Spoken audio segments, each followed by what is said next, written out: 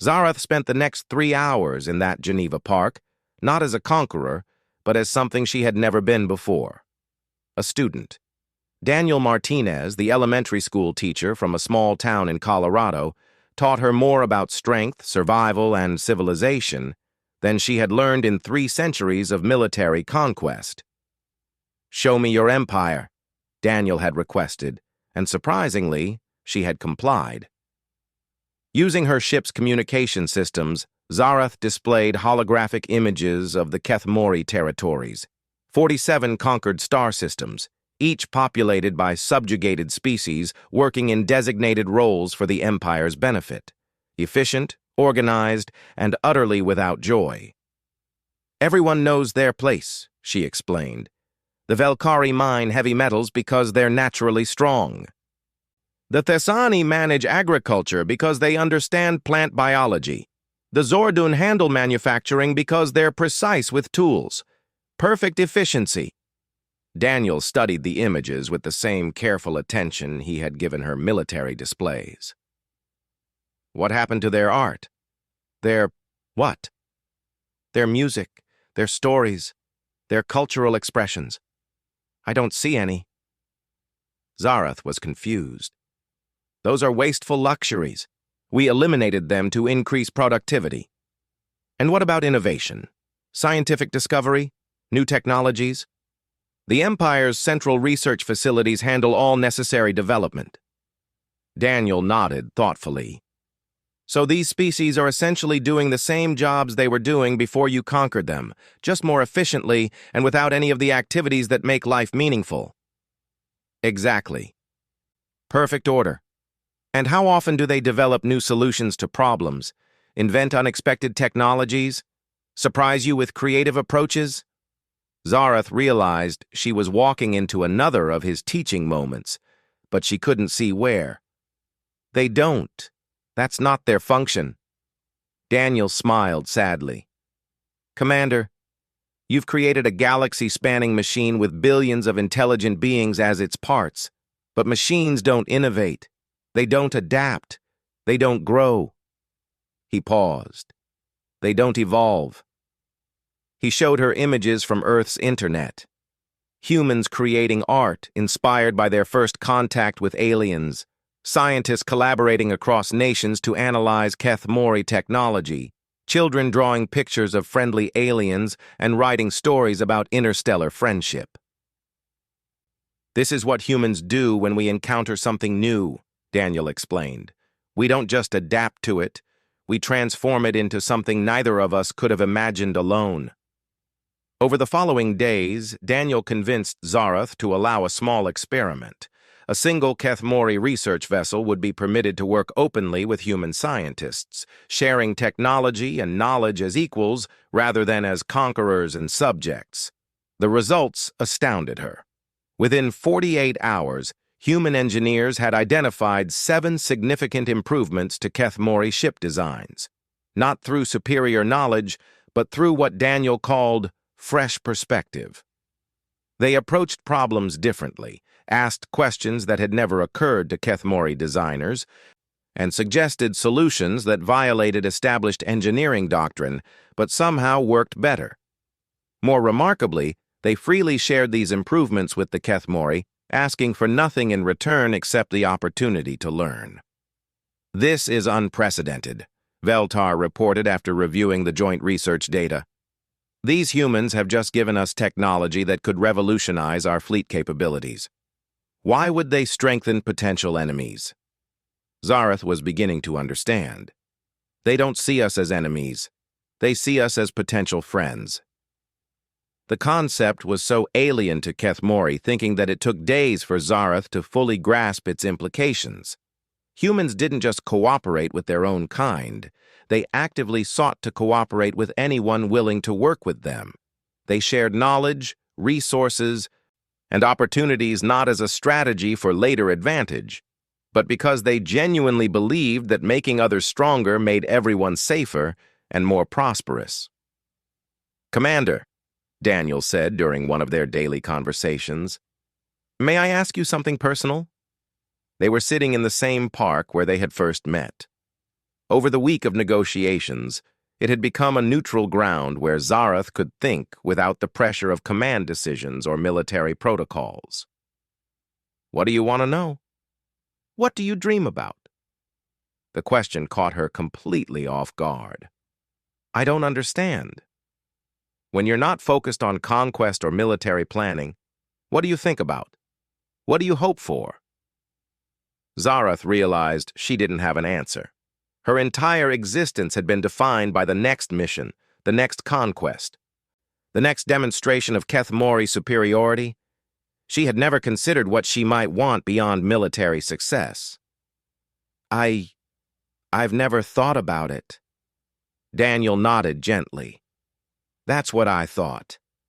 You've been so focused on surviving and conquering that you've never had the chance to consider what you might want to live for." He showed her more images from Earth. Families gathered for meals, artists creating beauty for its own sake, scientists pursuing knowledge simply because they were curious, children playing games that had no purpose except joy. "Humans discovered something important," Daniel continued. "Survival isn't enough. Efficiency isn't enough. Even success isn't enough. Life has to have meaning beyond just continuing to exist." That evening, alone in her quarters aboard the Crimson Talon, Zarath made a decision that would have been unthinkable a week earlier. She opened a communication channel to the Keth Mori High Command and requested permission to negotiate a formal alliance with Earth. The response was immediate and predictable: absolute refusal. The Empire did not ally with inferior species. Conquest was the only acceptable outcome. "Then I resign my commission," Zarath replied calmly. The silence that followed was profound. No Keth Mori commander had ever resigned during an active conquest. The concept didn't exist in their military culture. "Commander, you are obviously suffering from some form of mental breakdown," the High Command responded. "Return to base immediately for psychological evaluation." "I'm not having a breakdown," Zarath replied. "I'm having what humans call an awakening." She closed the communication channel and turned to her bridge crew. "I'm offering you all the same choice I'm making. We can return to the Empire and continue conquering worlds, turning vibrant civilizations into efficient machines, spending our lives taking rather than creating. Or we can stay here and learn what it's like to be part of something that builds instead of destroys." The debate among her crew lasted hours. Some chose to return to Keth Mori space, unable to comprehend a life outside the military hierarchy they had always known. But others, led by Veltar, chose to stay. "Commander," Veltar said, using her old title out of respect rather than military protocol, "what do we do now?" Daniel Martinez, who had been quietly waiting in the ship's conference room during the crew's deliberations, smiled. "Now you get to discover who you are when you're not conquering anyone." The transition was not easy. Keth Mori culture had no framework for cooperation between equals, no tradition of mutual benefit, no concept of building something together instead of taking it from someone else. But humans, with their infinite patience for teaching and their genuine joy in helping others succeed, became guides into this new way of existence. Zarath found herself learning skills she had never imagined needing: how to ask for help instead of demanding obedience, how to contribute to a group effort instead of commanding it, how to measure success by what she helped create rather than what she conquered. Most remarkably, she discovered she was good at it. The same strategic thinking that had made her an excellent military commander made her an excellent collaborator. The same attention to detail that had won battles helped her contribute to scientific research. The same protective instincts that had kept her crew alive made her a fierce advocate for refugee rights when other Keth Mori began defecting from the Empire. 6 months after that first meeting in Geneva, Zarath stood in the same park where her life had changed. But now, she wasn't alone. Veltar was there, along with a dozen other former Keth Mori soldiers who had chosen to remain on Earth. Humans from around the world had come to celebrate the first anniversary of what they called First Contact Day. Daniel Martinez approached her with a familiar smile. "How are you adjusting to civilian life?" Zareth looked around at the celebration. Human children were playing games with young Keth Mori, who were learning to be children for the first time in their lives. Human artists were collaborating with Keth Mori craftspeople to create entirely new forms of beauty. Human scientists and Keth Mori engineers were so deep in technical discussions that they had forgotten to eat the food provided for them. "It's terrifying," she admitted, "and wonderful, and completely unpredictable." "Sounds like life," Daniel replied. As the day wore on, Zareth found herself in conversation with a small human girl who had approached her without any fear. The child was curious about Keth Mori culture, asking questions about their homeworld, their art, their games. "Do you miss being a commander?" the girl asked with the direct honesty that only children possess. Zareth considered the question seriously. "I miss the certainty," she said finally. "When I was a commander, I always knew what I was supposed to do. Now I have to figure it out as I go." "That sounds hard." "It is. But it's also exciting. Every day I get to choose who I want to be and what I want to do. I never had that before." The girl nodded sagely. "My teacher says that's what makes humans special. We get to choose our own adventures." Later that evening, as the celebration wound down, Zareth found herself alone with Daniel again. They sat on the same bench where they had first negotiated, but now the conversation was between friends rather than former enemies. "I have something to tell you," Zareth said quietly. "Something I've never said to anyone." Daniel waited patiently. "For 300 years, I served the Keth Mori Empire because I believed strength meant conquest. I believed superiority meant domination. I believed that to be worthy, I had to prove I was better than others." She paused, struggling with concepts that had no equivalent in her native language. "But you taught me that real strength is helping others become strong. Real superiority is lifting others up. And true worthiness comes from what you give, not what you take." She stood up from the bench and, in a gesture that would have been unthinkable for a Keth Mori warrior, knelt before the small human teacher. "Daniel Martinez," she said formally, "you are the first being I have ever encountered who made me want to be better than I was, not for my own glory, but for the good of others. You showed me that there are things worth kneeling for: compassion, cooperation, the courage to choose kindness over conquest." Daniel looked deeply moved. "Zareth, I'm honored by your words, but you don't need to kneel to anyone. The whole point is that we're equals."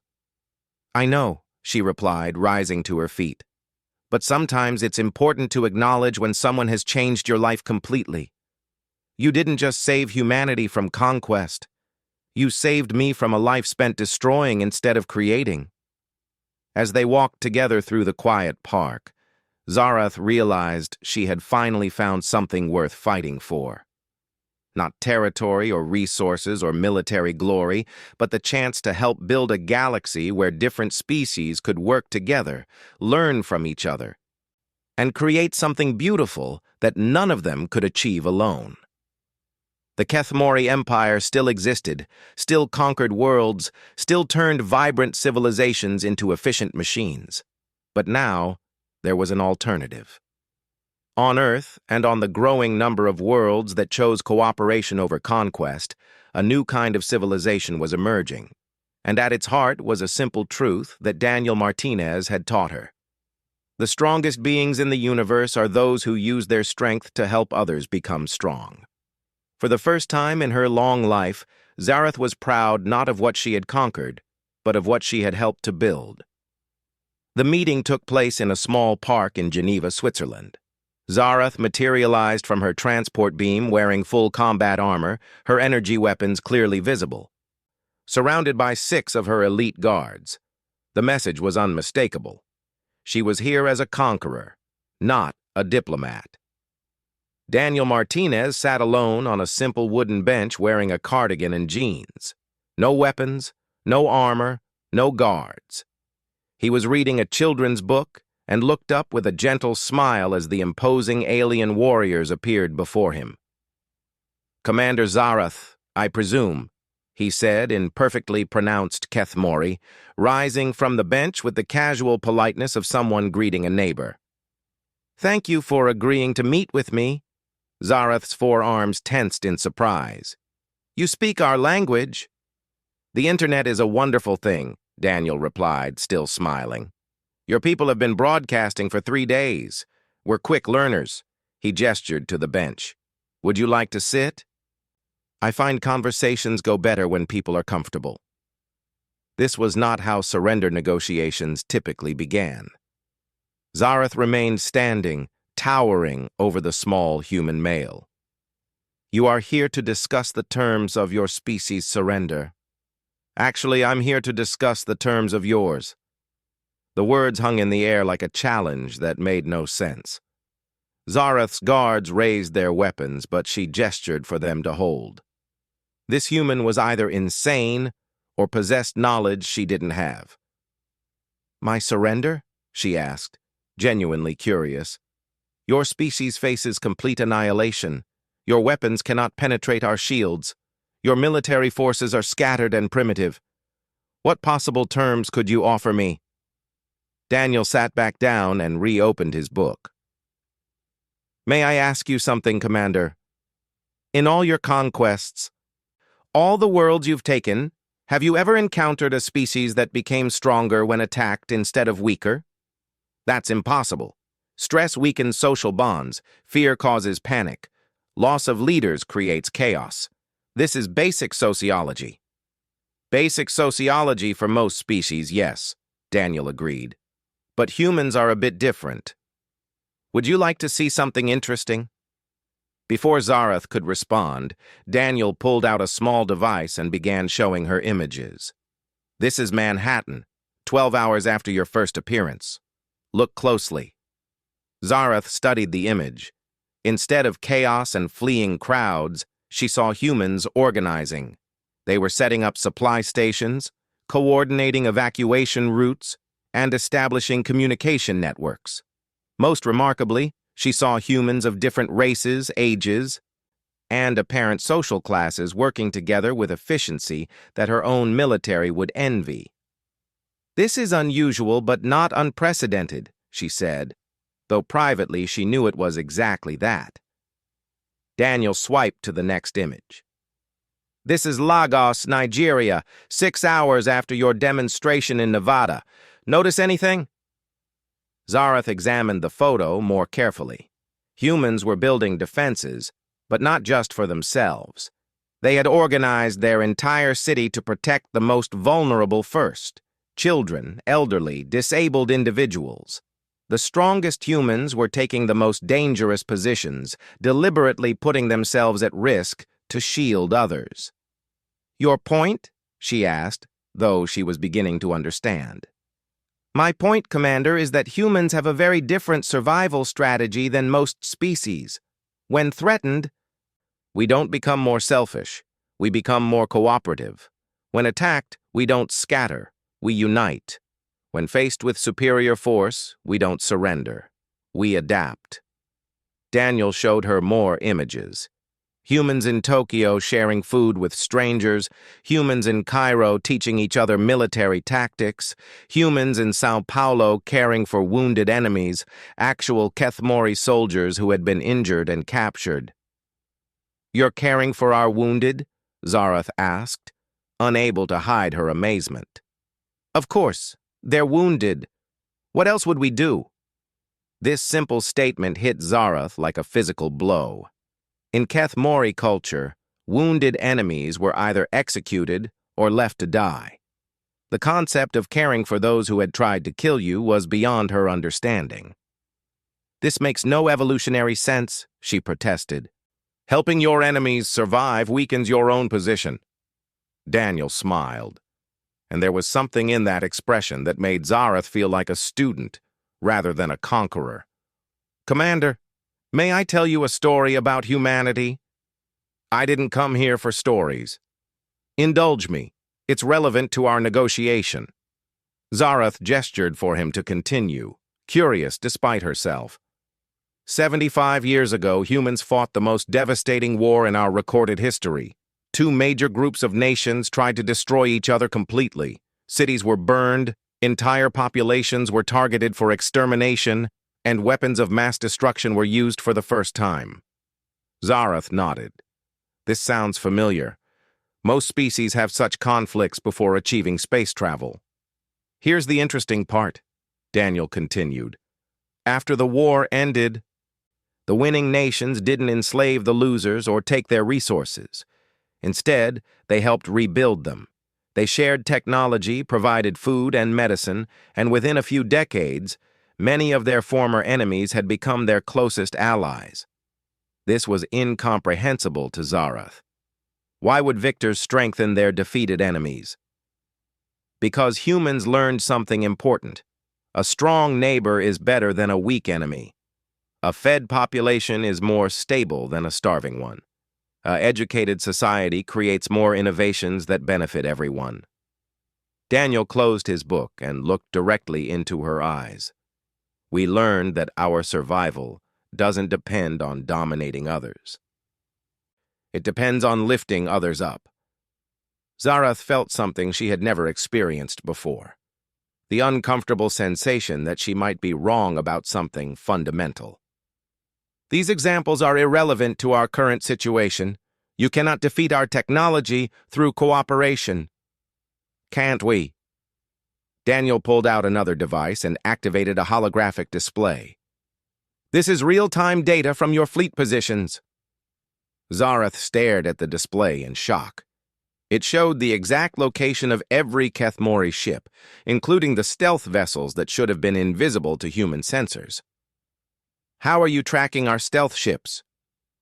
Amateur radio operators, Daniel said, casually. Turns out when you have 8 billion humans all paying attention and sharing information instantly, even advanced stealth technology leaves traces that someone notices. A ham radio operator in Finland detected unusual interference patterns. A meteorologist in Chile noticed atmospheric disturbances. A graduate student in India realized the patterns matched theoretical stealth technology. They shared their observations online, and within 6 hours, humans worldwide had developed a tracking system. Zarath's mind reeled. That's impossible. That level of coordination would require centralized command and control systems we haven't detected. That's because there is no central command, Daniel explained. Human cooperation doesn't require hierarchy. It just requires communication and common purpose. When 8 billion individuals decide to work together, the combined intelligence is beyond anything a traditional command structure could achieve. He showed her more data. Human forces worldwide had not just detected her fleet. They had predicted its movements, identified its weaknesses, and developed countermeasures using nothing but shared knowledge and distributed problem-solving. Your invasion strategy was based on the assumption that humans would behave like every other species you've conquered, Daniel continued. Centralized leadership that could be targeted, populations that would panic and scatter, governments that would prioritize their own survival over their people's welfare. That's how intelligent species behave, Zarath insisted, though her conviction was wavering. That's how most intelligent species behave, Daniel corrected. Humans evolved differently. We survived not by being the strongest or the fastest or the most aggressive, but by being the most cooperative. Our greatest strength isn't our technology or our weapons. It's our ability to care about strangers as much as we care about ourselves. As if to demonstrate his point, Daniel's communication device chimed. He glanced at it and smiled. "Excuse me for a moment. This is important." He answered the call, speaking in what Zarath's translator identified as Mandarin Chinese.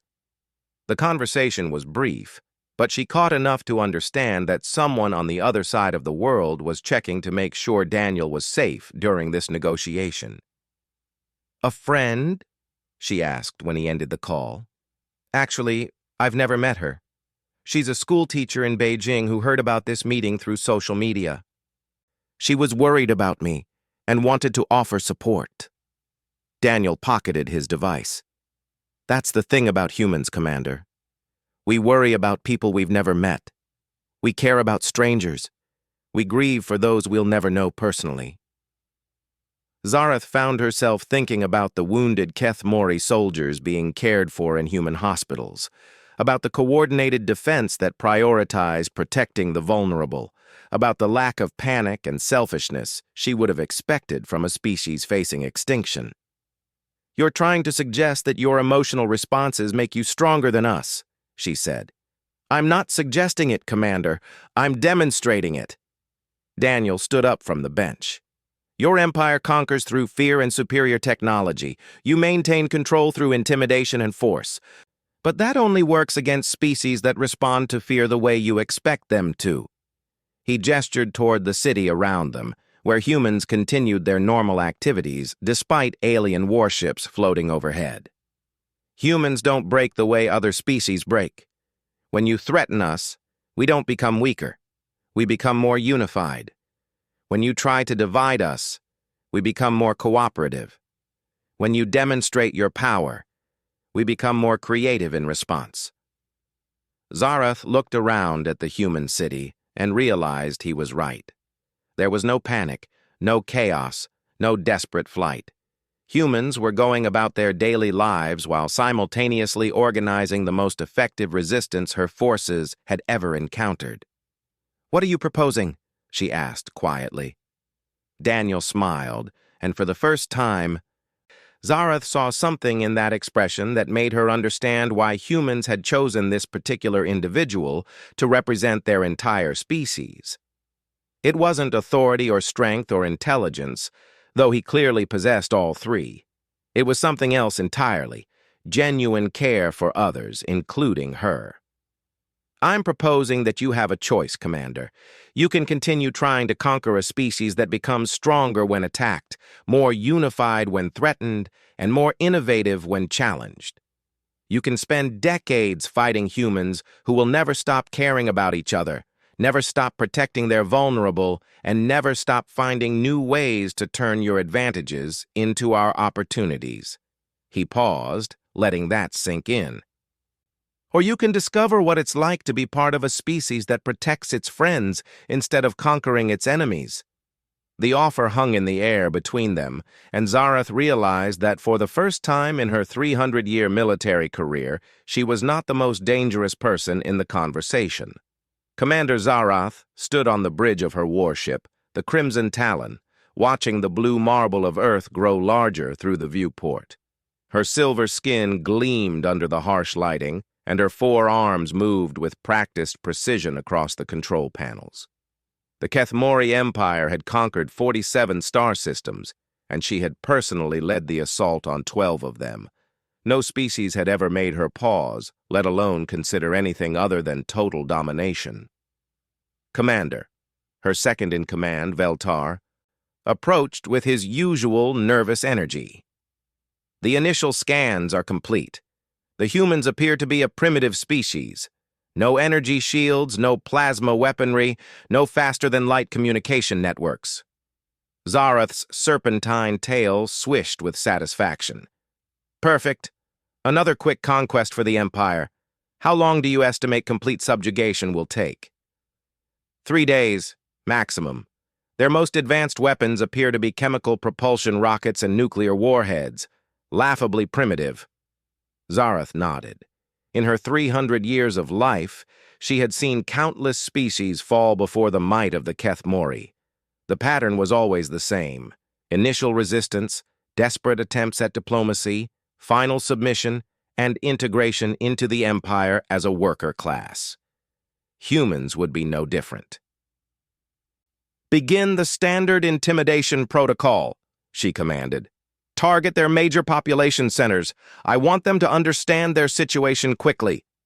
The Crimson Talon descended through Earth's atmosphere, its massive bulk casting shadows over New York City. Zarath watched with cold satisfaction as the tiny flying machines the humans called aircraft scrambled toward them like angry insects. Their primitive missiles exploded harmlessly against the ship's energy shields, creating pretty light shows that meant nothing. "Commander, we're receiving communication attempts from multiple human governments," the communications officer reported. "Ignore them for now. Let fear soften them first." But as the hours passed, something unexpected happened. Instead of the usual panic and chaos she had witnessed on other worlds, the humans began organizing. Their military forces didn't scatter in terror. They regrouped. Their civilians didn't flee en masse. They prepared shelters and supply lines. Most surprising of all, their leaders didn't immediately offer surrender. "This is curious," Zarath murmured, watching the tactical displays. "They're coordinating a global defense network in real time. How are they managing this level of organization so quickly?" Veltar studied his instruments with growing confusion. "I'm not certain, Commander. Their technology shouldn't allow for this level of coordination, yet somehow their separate nations are sharing information and resources at an unprecedented rate." Zarath decided to accelerate the timeline. She ordered a demonstration of power on a military installation in the Nevada desert, completely vaporizing it with a single plasma beam. The message was clear. Resistance was futile. The human response shocked her. Instead of surrender, every major military power on Earth began launching coordinated strikes, not just at her ship, but at strategic points around the globe where her advanced scouts had positioned themselves. Somehow, impossibly, the humans had detected and tracked vessels that should have been invisible to their primitive sensors. "How are they seeing our stealth ships?" she demanded. "Unknown, Commander. But they're not just detecting them, they're predicting their movements." Zarath watched in growing amazement as human forces began employing tactics she had never seen before. They used their own infrastructure against her forces, collapsing tunnels to trap landing parties, redirecting rivers to flood advanced positions, and somehow coordinating these efforts across continents without any visible command structure. "These humans," she said slowly, "they're not fighting like any species we've encountered." "How so, Commander?" "Every other species fights for their leaders, their governments, their assigned territories. But these humans—" She paused, studying the tactical display. "They're fighting for each other. Look at this data. A human military unit in what they call Australia is sharing intelligence with forces in a place called Canada, even though our records show these nations were traditional rivals." Veltar looked puzzled. "Perhaps they've unified their governments in response to our threat?" "No," Zarath said, her voice filled with something she rarely felt. "Respect. This is happening too fast for political unification.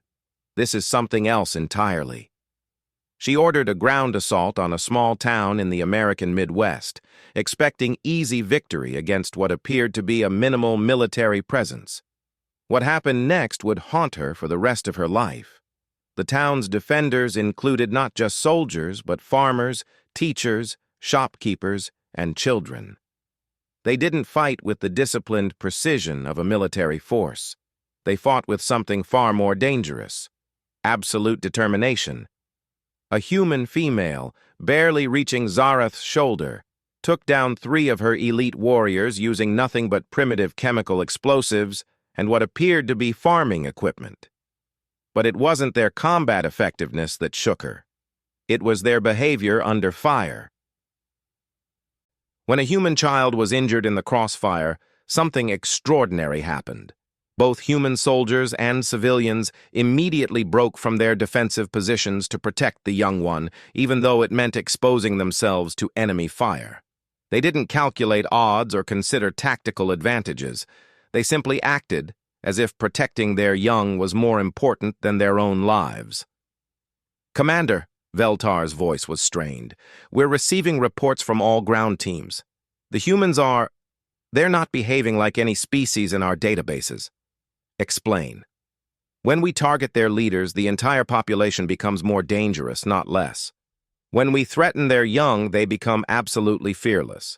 And when we destroy their infrastructure, they somehow become more organized. Not less. Zarath studied the reports flowing in from across Earth. Humans were sharing food with strangers, offering shelter to those they had never met, and risking their lives for people who looked nothing like them. In some areas, she observed humans of different skin colors, languages, and belief systems fighting side by side as if they had trained together for years. "This is impossible," she muttered. "No species is this cooperative under stress. Survival instincts should make them selfish, territorial, focused on their own survival. Perhaps they're simply too primitive to understand proper survival behavior," Veltar suggested. Zarath was beginning to suspect it was the opposite. These humans might understand survival better than any species the Kethmori had ever encountered. She decided to test her theory. She ordered the capture of a human settlement, planning to use the inhabitants as leverage against the resistance forces. It was a standard tactic that had worked on dozens of worlds. The humans' response defied everything she thought she knew about warfare and survival. Instead of negotiating for their captured people, the surrounding human forces became more coordinated, not less. Instead of despair, she observed something she had never seen in 3 centuries of conquest: hope. The humans began broadcasting messages to the captured civilians, not to surrender but to hold on. They promised rescue, and impossibly, they delivered. The rescue operation was unlike anything in Zarath's military experience. Humans infiltrated her fortified position using tactics that shouldn't have worked with their primitive technology. They moved through her defenses like water, flowing around obstacles, regrouping instantly after setbacks, and adapting to her countermeasures in real time. But what truly amazed her was that they rescued everyone. Not just the valuable individuals, not just the healthy ones, not just their own people.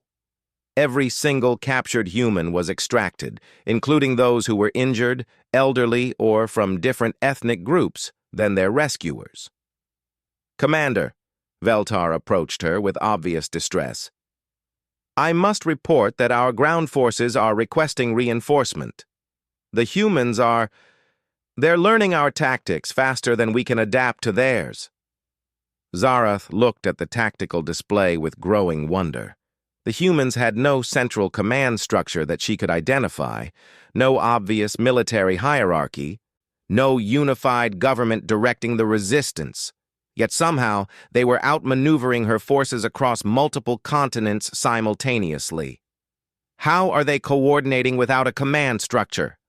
"We believe they're using something they call the Internet. But, Commander, that system should be vulnerable to disruption. We've tried jamming it, cutting physical connections, even targeting their power grids.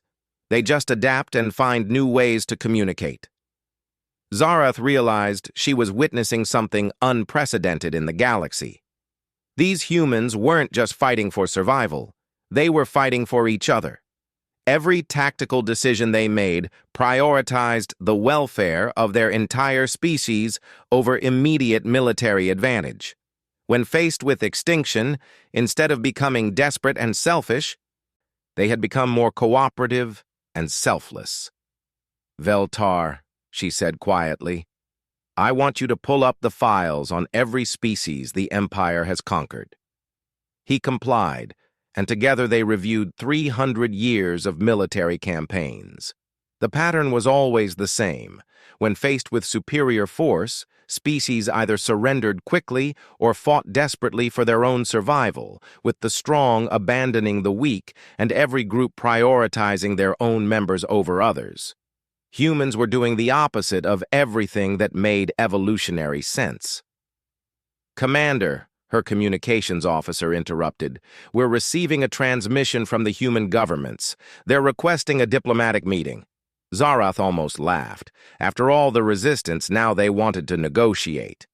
"Standard surrender terms, I assume?" "No, Commander. They're requesting that you meet with a single human representative, unarmed, on the surface." This was unprecedented. Every other species had sent delegations of their most important leaders, surrounded by guards, meeting in fortified locations. The humans wanted to send one individual to meet the commander of the invasion force personally. What kind of leader are they sending? Their strongest warrior?